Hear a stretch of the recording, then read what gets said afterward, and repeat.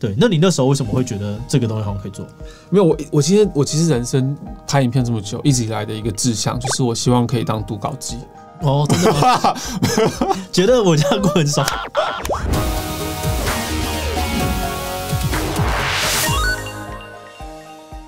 Hello， 大家好，我是志奇。嗨，阿迪。OK， 好，最近呢，大家应该有发现哦，就是我们的英文频道这个 Simple Info 已经上线了。那有吗？大家有发现吗？可能没有发现，你觉得大家有发现吗？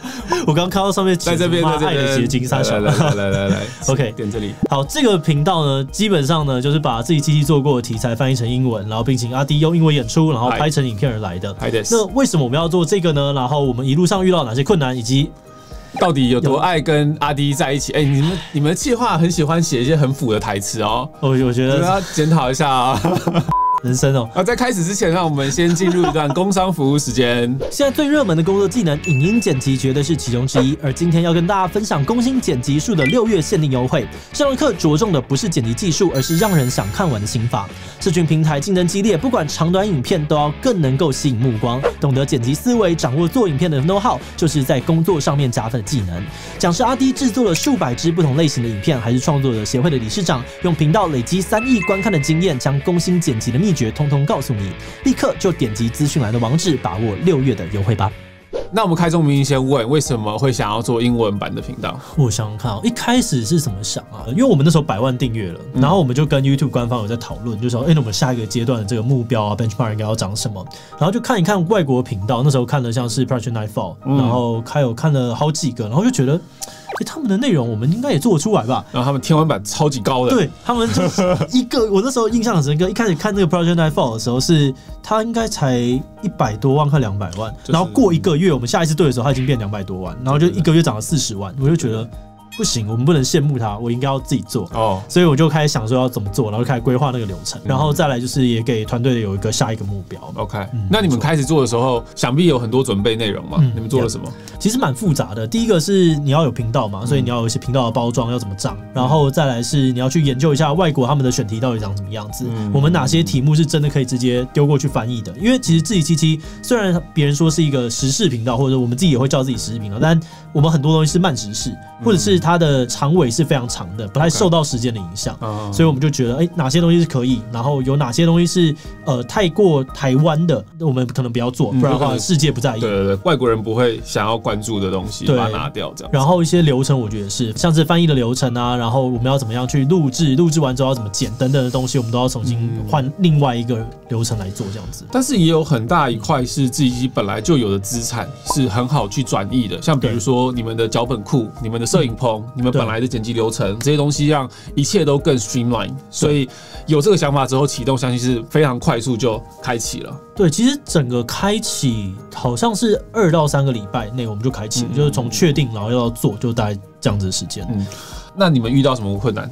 一开始呢，那个时候我们会抓在一起，就是因为我发了一篇废文嘛，我说就是英文脚本好难念，然后为什么会很难念，你知道吗？是因为那个英文脚本是 Google 自动翻译。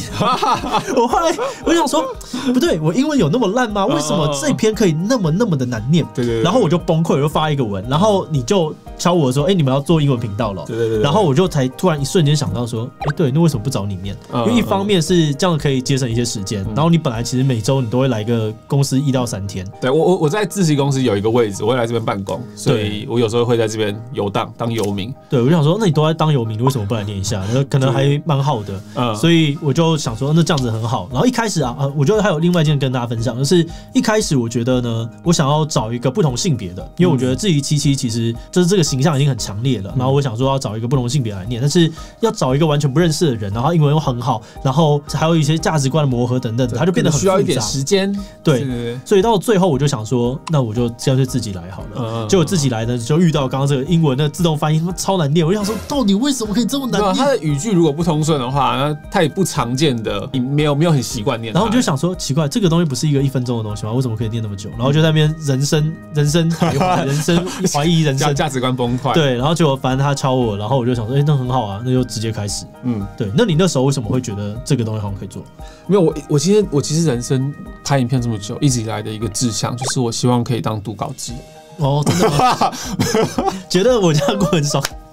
后来发现其实读稿机也是有读稿机的困难点嘛，也是蛮累的。要1个小时40分钟内就要念完固定好的那个稿子，其实是不能够停的，所以其实它也是一个体力活，其实很累，其实蛮累的。对，就是我一开始我们在做自己77的时候，就想说，应该可以念很多吧，都念多少，然后后面超累，我最多一天大概就是2个正片，然后加无限的 shorts 没有关系。对，但是正片真的是2集以上，到第3集我都会一直跟我们团队说，拜托。没事的话，不要给我第3集，真的会很痛苦，真的会蛮累的。对，那我觉得其实很多的人会很好奇，就是那如果我们确定了这个合作之后，那实际上是要怎么样把这件事情推动下去的？然后流程上面要怎么样进行？我觉得这边可以跟大家简单分享的是，首先会其实跟你讨论一个题目跟脚本，所以阿 D 其实某种程度是有点像是总监。制作人对制作人的角色，然后还有出演的角色，然后再来呢，我们就会一起看说哪些这一期的脚本是适合国外观众看的，然后我们就请专业的译者，然后译者呢其实也要测试，所以我们会找了非常多的译者，然后去看说，哪个人可以，哪个人不行，然后哪个人适合翻怎么样子的类型，没错。然后有一个让我们的选择权变得比较多的时候，由阿 D 来最后决定是要多给哪些人翻这样子，对。那你自己在看这个流程的时候，你有没有什么觉得哪里特别的？我觉得口味选择这件事情，然后还有翻译品质，这2个是我比较在意的，因为这个会决定说最后这个频道长的样子跟会是什么内容。然后再来还有一件事情是，我们能不能够再做一些热时事，是看到新奇，因为我们现在的方向比较偏向是，当然国际关系的大新闻，或者是比较偏那种荒诞的故事，对，就是很荒谬。像我们第一支影片就是跟 Penis 赛相关的，就是像这种就是觉得比较会吸引人注意的，我们会优先去写，甚至是如果有发生比较新的事情，我会自己撰稿，我会自己写一篇 shorts 这样子。那我们主要是以 shorts 先推动。那在这个过程，所以像我刚刚讲的，就是选题跟翻译品质这2件事情是我比较在意的，就是这个东西才能够确保说这个频道的品质是不错的。所以阿 D 基本上呢，你会在可能收到稿件之后，你会马上的先全部审查一次，看看语句啊、内容有没有错误，对，然后呢也会依照这个表演的那个方式去做一些调整。所以这边是有一个2次撰稿跟润饰的一个过程。对，然后你大概是每周2天吧，差不多现在差不多每周2天，对，跟他们的拍摄时间搭配，因为志祺他其实是每一天的早上都有录影时间，对，所以那我们现在没有要日更嘛，所以我的话现在是1周2次的拍摄。你这样一次大概录多少集啊？我大概只能录1个正片，加上4支 shorts 左右。OK， 所以也有7支耶，所以其实我们现在要做日更也可以。那你做到目前为止，你有没有什么心得？心得啊，就读稿机也是辛苦啦，然后很多专有名词要再查一下发音。哦，这个真的是比较复杂的地方。对，因为它会有很多是不是日文或者是法文，就是它不是英文的东西会在，因为国际的 shorts 它版上就是有很多各式各样的主题，就是包罗万象的这些部分，算是我要注意。然后再来就是一些我很久没有翻译、很久没有润稿了，在处理的文字量比较多之后，慢慢再熟悉的事情。哦，重新要把英文抓回来了。没错。我自己的看看，假设我自己最大的心得就是，流程建立的很好呢，就觉得团队很强因为我们。那个脚本是因为之前我们已经全部都写好成那个 Excel， 所以呢，那个东西直接丢出去翻的时候，其实非常的快。哦，对，在一个2-3个礼拜就做到，其实已经可以上线，然后可以上线又可以有一个稳定的品质，我觉得其实是蛮厉害的。这个我蛮 respect 我们团队。那再来，我们来聊聊这个频道上线的实际状况怎么样的好了。我自己是觉得还不错。就是我们现在还在测试，慢慢的大概1周才3支 shorts， 然后可能接下来会有1支正片，所以我觉得其实还不错我觉得演算法是有在推的，如果稳定的话，我们就在加速，觉得蛮好的。但是有一个小问题啊，是说我们当然国际频道是要面向国际观众嘛，那现在我不太确定下面的留言是真的是国际观众，还是我们本来的观众，然后用英文留言。当然，这个是我们下一阶段的目标啦，就是会想要让演算法慢慢 pick up， 是让母语者在美国的或是印度的人可以去看这些内容。对，那时候 YouTube 跟我们有分享说，这种时事新闻的主要观众其实还是来自于美国，所以我们如果要一开始要 hack 进去的话，就是你要先想办法让美国的观众都觉得这个东西是可以看的，然后这边有一个大量的受众的资料累积之后，印度在前往国际化会占一个非常大量的帮助，因为印度的观看人数非常非常的多，所以它是从美国到印度，然后再跳到全世界的这样子一个两个的跳板的过程。我觉得前期一定没有办法，就是绝对是从台湾，就像你说Rus Piano、Pans Piano， 他们其实一开始一定都是这样子，但是慢慢的，它其实可能就会推出去了，只要我们的选题是正确的。那目前做一做这样子，其实也大概1个多月有。对，你有什么未来的想法吗？未来的想法，我觉得就是观众群越来越稳定之后，我觉得可以就考虑到下一个阶段是换主持人，然后变得是更量产，变得是像跟自己机器一样，因为我觉得亚洲脸孔应该还是会有一些影响。OK， 所以最终的状态应该是有1-2个主持人，各式各样的脚本，然后他们自己也可以 curate， 然后就变成是国际版的自己机器，每一天都2-3更这样子。我觉得有不同的主持人是蛮好的，因为其实脚本的这个撰写流程跟翻译流程是固定的，然后后面我们可以去谈。